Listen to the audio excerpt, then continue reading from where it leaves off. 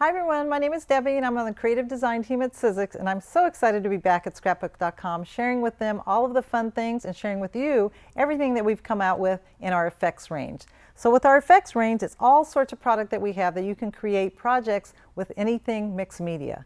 So let me go ahead and get started and show you all of the goodness that it entails. The crystal paste is a paste that we have that has a beautiful glittery finish to it. Now it looks like it's opaque, but when it dries, it gives you the perfect pearly, crystally finish to any of your projects. It has little bits of glitter inside, and when it dries, it's clear, so any of your inks will show through from underneath, as well as giving it a nice texture. Now when you open it up, you want to make sure that when you pull this little tab, you get all of the product is on the inside, but don't toss this. This is something you want to keep inside. It snaps right back down, and it keeps your product fresh and will not dry out. So make sure that you save that, snap it back down, and screw your lid back on top. So this is a crystal paste, and it's a beautiful product that you can create wonderful projects with to give a little bit of texture and a little bit of glisten to your projects. So that's the crystal paste. The crystal glaze is similar. It doesn't have as thick of a finishing product to it when you're all done, but it does leave a nice little shimmer to anything that you've created. This is a lot more clear, and it dries clear, so it gives a shine and the glitter to it. The crystal paste that I showed you before does dry clear, but it has a little bit of opaqueness to it, but this one is crystal clear. It almost leaves a wet surface to your project, whether it's on top of a die cut, or if you swipe it through any of your openings of any of your stencils, or through an intricate die, you can die cut that, leave the negative spot, because most times when you die cut something and you leave the positive, that's the part that you're going to use. But don't throw out your trash, because you can use that negative space as a stencil. Wipe this through and you've created a nice glistening, glittery finish to your project. And here's another one. Make sure you save that lid, snap it right on top, and it's good to go. The Prism Paste is a paste that we have. It adds a pearly finish to any of your projects. It has a pearly, opulent glitter inside, as well as chunks of opalescent flakes in there. So the crystally finish to any snowflakes, any wintry snow-cappy mountains, it leaves a texture a lot thicker and dimensional to any of the other pastes, other than our dimensional paste. This leaves a snowy finish to any of your projects, whether it's a winter landscape or snow falling from the sky. I love this because the texture, no matter where you put it, whether it's the chunky pieces or the fine glitter, it's all mixed in together. Wipe it onto any of your projects with a palette knife or a texture tool, and it gives a great finish to anything that you create. So you can see all the chunky glitter and the fine little dust pieces of glitter inside. And it also dries clear. You snap that back on. Dimensional paste is a paste that kind of gives a 3D dimension to all of your projects. It also has the lid. It's a lot thicker. It's white. It's 5 fluid ounces in one pot. So you can tell a little bit will go a long way. Even if you wipe it thin, or not too thin, it still gives off the dimension. The fun thing about this is you can use any of our acrylic paints, mix it up with however much of the dimensional paste you want to use. If you want it to be a lighter shade of the purple, you can go ahead and add that to it. If you want it to be darker, add a little bit more dark to it. But once it's all dry, it'll take on the dimensional paste effect through any of your stencils or any little dimension that you want to add to your projects, but it'll give it any kind of color you add using our acrylic paints. So that's the dimensional paste.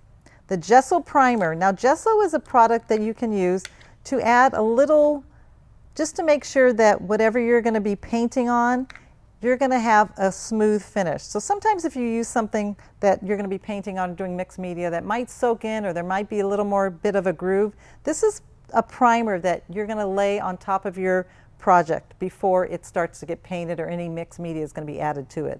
This way it primes the finished area, make sure it's going to be all completely sealed.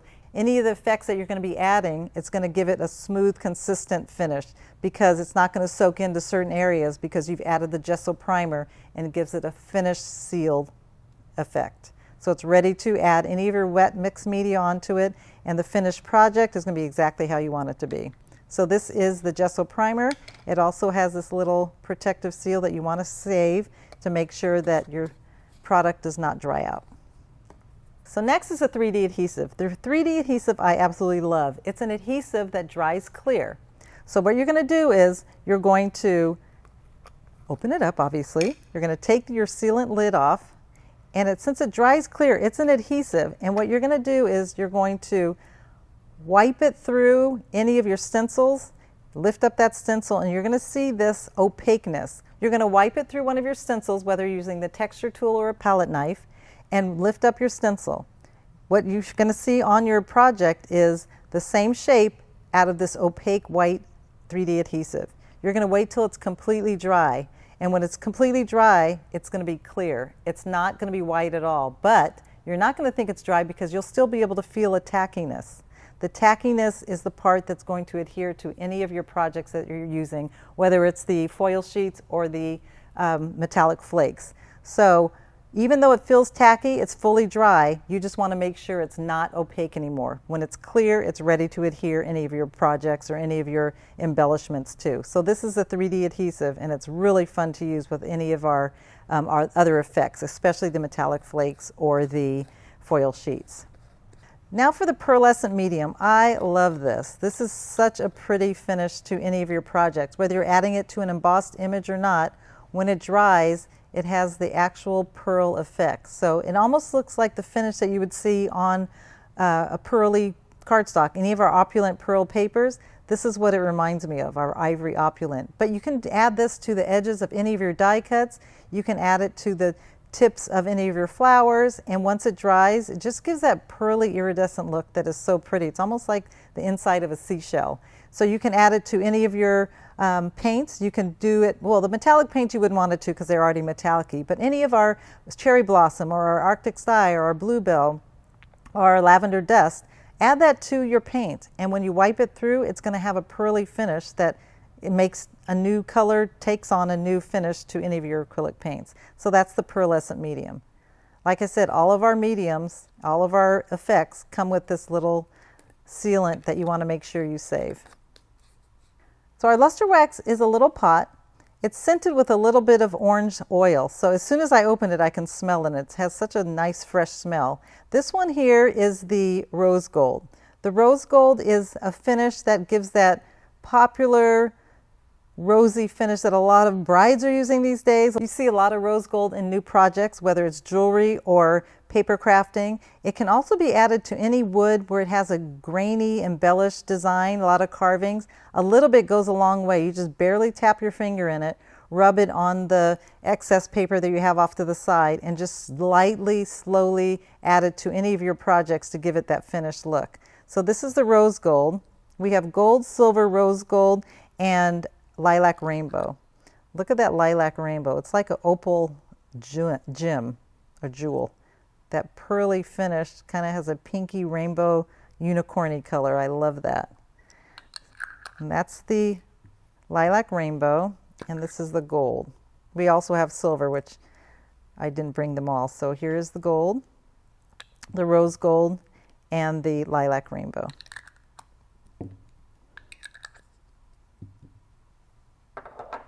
A couple projects using the luster wax. This is an embossed tag.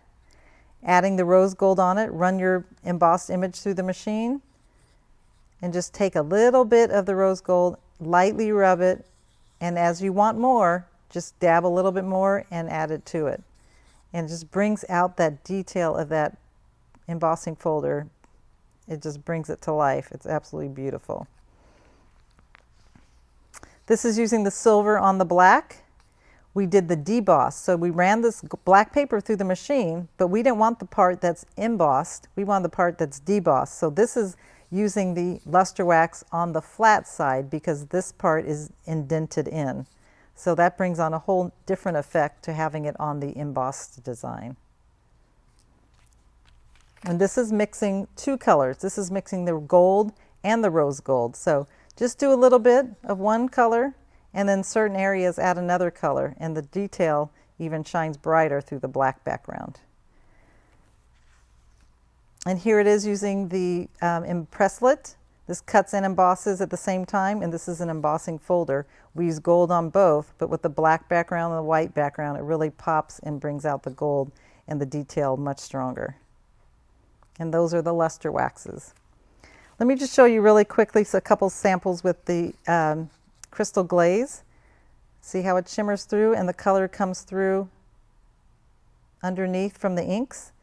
Even though it comes on creamy, once it dries, like I said, the color still pops through your project. And the crystal on top, I love the finished effect. Now with some of the paints, our paints are amazing. They have almost a elasticity to them. So once you paint your surface, let it dry, you can still bend it and it won't crackle. You can fold it, it won't crackle, it won't chip away. You can kind of distress the edges and it'll rough it up a little bit, but it doesn't ruin the integrity of the actual paint itself. I've cut pieces, and I'll show you in a minute, and embossed it, and it just kind of gave it almost like a spandexy elasticity. It just stretches a little bit. It doesn't, and the best part is that it doesn't chip away like most acrylics do. I love our paint. So it comes in, this one is Cherry Blossom and Arctic Sky.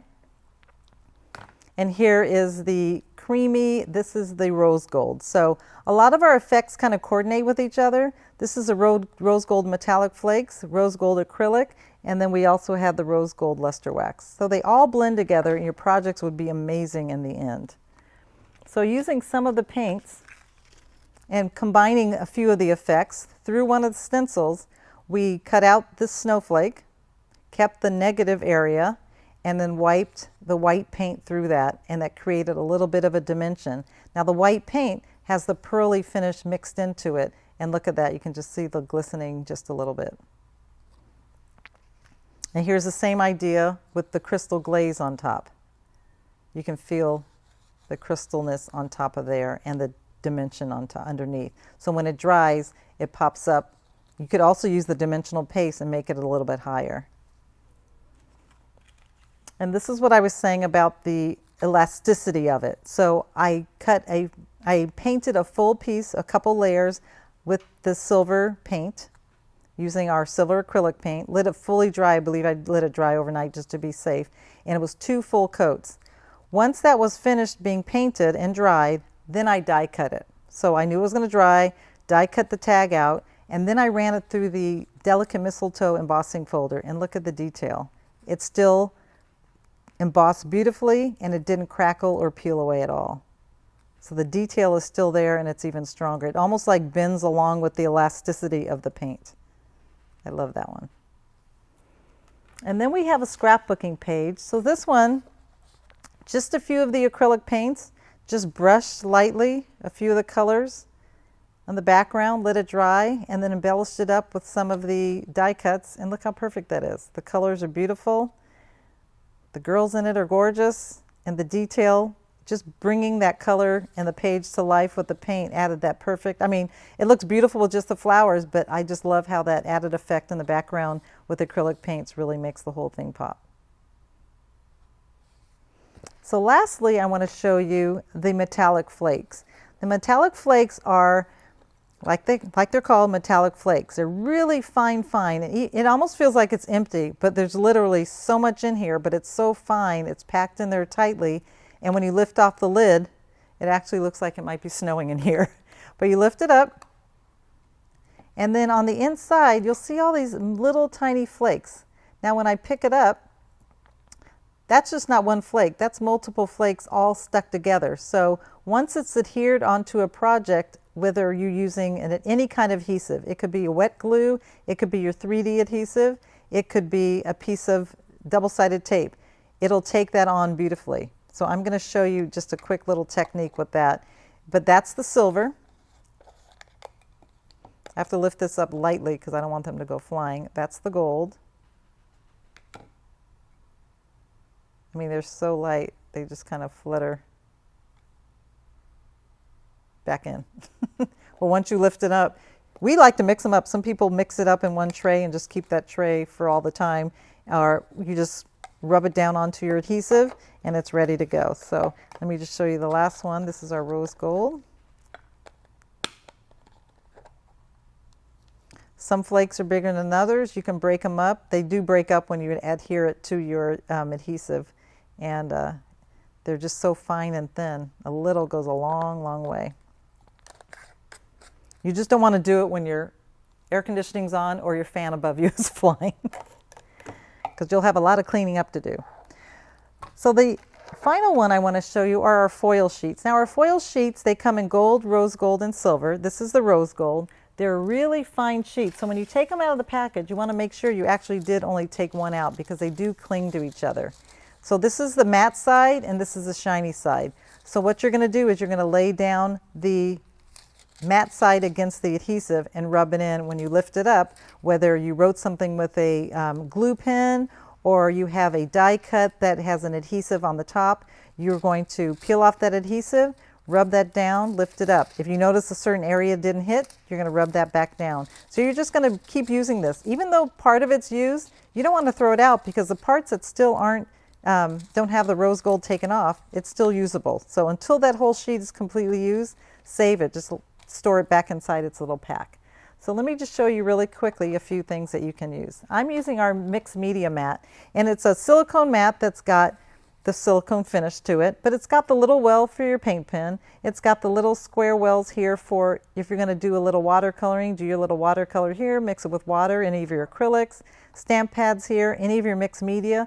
The well kind of graduates, slopes down, so there's no ridges on these top ones here, so you can use your water there if you'd like, or your palette knife, you can scrape it up without having it hit a wall. So same with these two here. So the top and bottom here, they don't have an actual little rim wall. So let me go ahead and show you really quickly how you can use the metallic flakes as well as the foil sheets. So I'm going to go ahead and use a tape runner and just do a quick little stripe pattern on here, just to show you how you can do any kind of design. As long as it hits something adhesive, then you're able to add any kind of flake or foil to it. So this is using our gold foil sheets, and I'm going to do it on this one. I'm going to lay this down on top of that. Matte side is against the actual adhesive part. And you can start to see the stripes that I had done with the tape on there. Peel that up. Look how great that is. If I notice there's an area that didn't pick it up, I can go ahead and lay it down on a portion that's not taken away and fill that in there. Same with right here. And that lets you see exactly how much area I actually use. So all of this is still good, so don't throw it out. If you want, you can cut out the area that you already used up, but why do that? Because you might be able to use just these small areas. But this is a fun little tag. Just do some kind of squiggly design, whether it's glue. You could just use the glue, paint on our 3D adhesive. Just do that, wait for it to completely dry, and it's ready to go also. You can embellish this, and this could be your background. Embellish it with some die cuts, and it's a cute little tag. I could do it again with a few strips in the area, or added a flower or something that has an adhesive to it, and add another color of foil sheets on top. But just have fun with it, add it to any adhesive, and it gives you that fun little background idea. Now with the metallic flakes, I'm going to put this into a tag, because like I said, those metallic flakes will go flying all over, and my friend Donald behind the camera does not want to stay late and clean up. So let me go ahead and use the silver, and I'm going to pinch up a little bit out of the little pot here.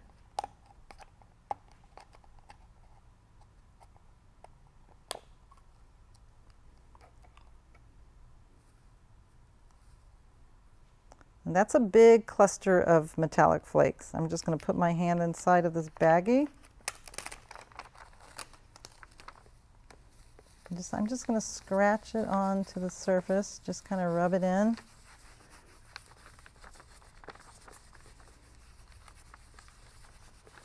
And you can see how they're so fine and fluttery.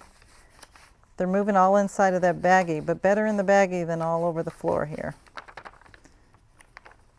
And it's still sticking to my fingers, but this gives you the idea of how fine they are and how it still takes on the effect. It just almost gives it a marbly finish to a plain white tag with the metallic finish, but it has a different variation when you turn it.